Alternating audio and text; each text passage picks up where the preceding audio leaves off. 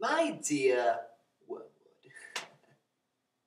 Yes, it is your uncle. Speechless? I know.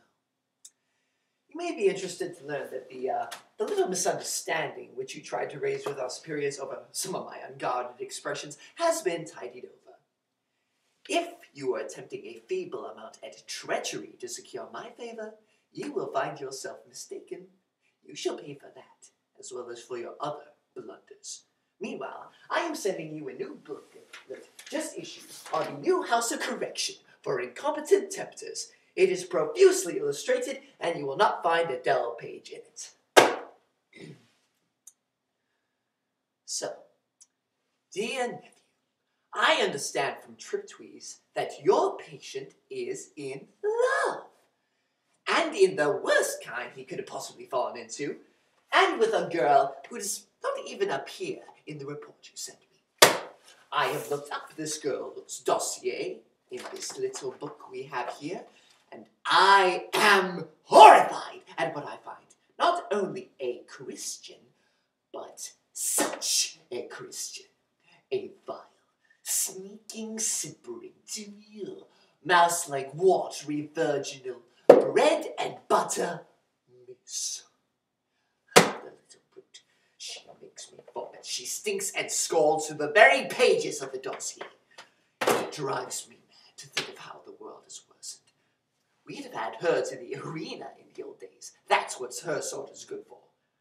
Not that she'd do well there either. Two-faced little cheat. I know the sort. She looks as if she'd faint at the sight of blood, and yet dies with a smile. A cheat in every way. Looks as if butter wouldn't melt in her mouth, and yet has a satirical wit.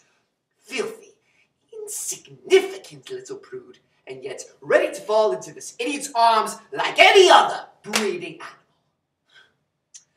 Why doesn't the enemy just bluster for it if he's so moonstruck by her virginity, instead of looking on there grinning?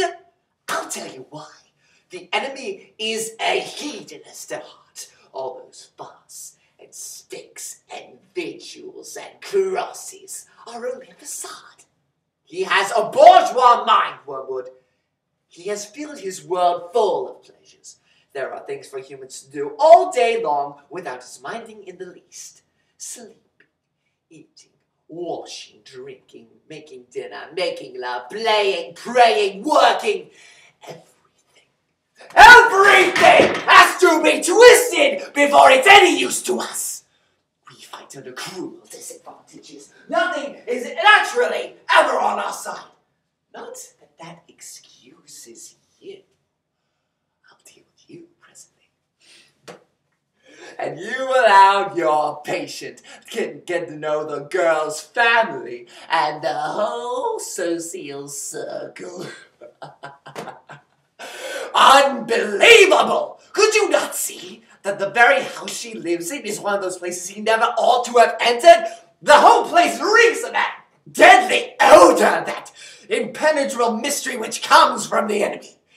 We are certain that it is a first matter of principle that each member of the family must be in some way using the others. We just can't find out how. They guard as jealously as the enemy himself the secret of what fuels that impenetrable life force. The whole house and garden are a vast obscenity.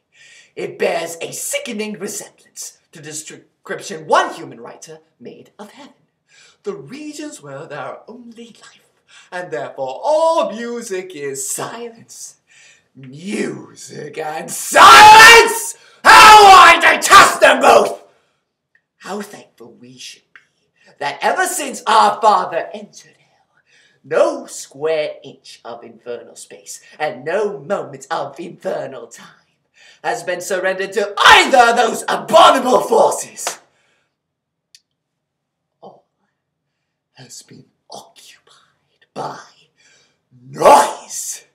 Noise! The great dynamism, the audible expression of all that is exultant, ruthless, and virile. Noise, which alone defends us from silly qualms, despairing scruples, and impossible desires. We will make the whole universe a noise in the end. We have already made great strides in this direction as regards to the earth. The melodies and silences of heaven will be shouted down in the end! Meanwhile, back to you. You have always hated me and been insolent when you dared. But I'll deal with you in a way you won't forget, you disgusting little...